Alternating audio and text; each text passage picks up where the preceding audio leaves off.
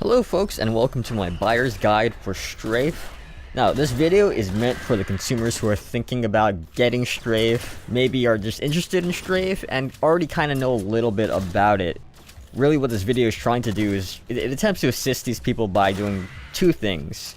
One, it attempts to identify the kind of gamer that would be into this game, and number two, what I'm going to try and do is set your expectations right, so you know what you're getting out of this game, what you shouldn't expect out of this game, etc.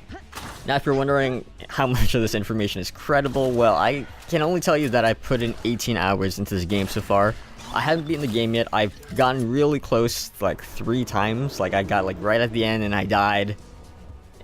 Again, yeah, I was really trying hard to beat this game before making this video, but it was just taking forever and I was just getting frustrated, so I just said, screw it, I'm gonna make this video. Now again, this video is for the people who already kind of know about this game, but just to give a really brief synopsis, STRAFE is a first-person shooter inspired by Quake and Doom, but it also has roguelike elements. And this game really does inhabit a genre that is nowhere near saturated. I think I can think of maybe 4 other games that fit this bill. I haven't played any of those other games like Tower of Guns or Ziggurat, so unfortunately I cannot compare this game to those games, so I apologize for that. Now again, it does have roguelike elements like permadeaths, but one of the elements that really caught my eye though was the fact that it has randomly generated levels for the most part. There are some handcrafted bits here and there, but for the most part it is randomly generated. So each playthrough that you do with this game is always going to be sort of fresh in a sense. And I use the word fresh and not necessarily replayable because single-player first-person shooters that do have handcrafted levels aren't necessarily unreplayable. I mean, I've played through Bioshock Infinite's campaign like 3 times in a row. I can't tell you how many times I've played through Far Cry 2's campaign. You know, I've played through Rainbow Six Vegas 2's campaign a bunch of times as well. So what STRAFE gives you, I would say, is more freshness and ostensibly replay value. Now, the flip side to that, though, is that, and this is something I read as a comment for a game, I don't know if it was this game, it might have been like Tower of Guns or Ziggurat, but basically, this comment said that with single-player first-person shooters that have handcrafted levels, what you get with that is ostensibly more care and detail and attention, and it's designed, each level designed to be, you know, again, ostensibly fun, right? And that lends itself a certain replayability all on its own. With something with randomly generated levels, because of that random nature, you will get times where maybe you're not so big on how the level's crafted. Sometimes it might be a little bit dull, so if you're really sensitive to that kind of stuff, keep that in mind. This might not be for you, unfortunately. Also, in regards to the sort of level design, in regards to the fact that you get these randomly generated levels, one thing to keep in mind, and this is a pet peeve of mine, there's a lot of darker hues with the colors, a lot of orange, yellow, red. I'm not a big fan of that myself. Again, this is a pet peeve. So if you're not a big fan of that, you're gonna get a lot of that in this game, a lot of those colors. If that doesn't bother you, then, you know, great.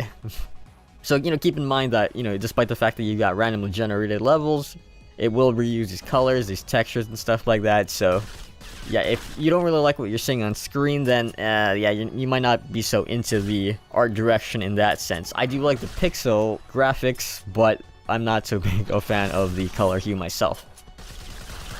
Now, earlier I described STRAFE as being a first-person shooter with roguelike elements. And the reason why I phrased it like that is because I would say that the roguelike elements are fairly minor in this game. Like, for instance, in regards to the items, like the weapon pickups and the item pickups and the weapon upgrades, yada yada. It's not as extensive as something that you would find in like a turn-based roguelike. The amount of items don't reach that sort of plethora of just variety and weirdness that you got out of like Risk Arena. And you really don't have that many parameters to play around with. First and foremost, STRAFE is a first-person shooter, I would say. That's definitely the big thing. The roguelike elements, they're definitely there, and I'm not going to say that they're, like, small by any means, but it's definitely a game that you come in with expecting a first-person shooter game. Don't expect, like, I guess, character building. Like, each playthrough that you play through, you're not going to feel like you're building a unique character with each of the items that you pick up. It's not really like that. Another thing that adds to the replayability is the fact that after you've played through the game, maybe not even beat it, maybe you died halfway through it, is that you start accumulating these coins that you can spend on these things called mutators. And what mutators do is they affect certain things the next time you play. These mutators are permanent. Once you lock them, they're permanent. You can toggle them on or off. And probably my favorite one is Strafe RPG. When you use Strafe RPG, basically, each time you kill an enemy, you get EXP. And when you get EXP, it builds up your EXP bar. And when you max out that bar, you get to choose from 3 random power-ups. So let's get back to the main 2 points. Number 1, identifying what kind of gamer would like this game. If you're a single-player first-person shooter enthusiast like myself, I think this game might be great for you. You don't necessarily have to be a Doom and Quake fan. I kind of liked Doom. I didn't really play Quake, but I still really enjoyed this game. Also, it's really a great sort of pick-up-and-play game. You know, you're not really carrying around any sort of baggage in terms of like save data and story. Also, if you want something with lots of action, that's definitely what this game will give you. It's not really a big design game. I mean, again, level design is not really a big thing here. It's really actiony. It's very much about action and shooting. If that's what you want and you're not concerned about design, then this might be great for you. Now, point number 2, setting your expectations right. What you should expect out of this game. Again, lots of action. The roguelike elements are fairly minor.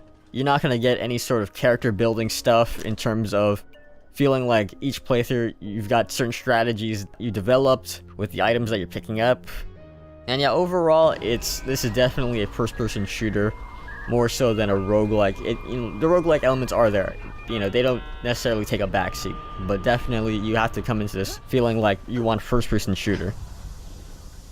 So yeah, that pretty much wraps up this video.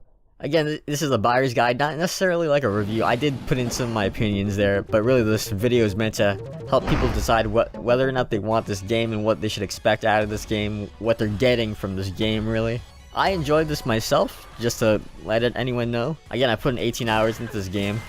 There are other modes that I didn't really play as much. I really wanted the focus of this video to be the single-player campaign. There are survival modes, there are daily challenges, there are speedruns. I've played those a little bit, and I've had fun with all of those. So, you know, once that campaign starts to maybe get a little bit dull, then you can try those modes out, you know. And so that pretty much wraps it up here. Hopefully this video was helpful. And that's about it. Goodbye, folks. Have a nice day.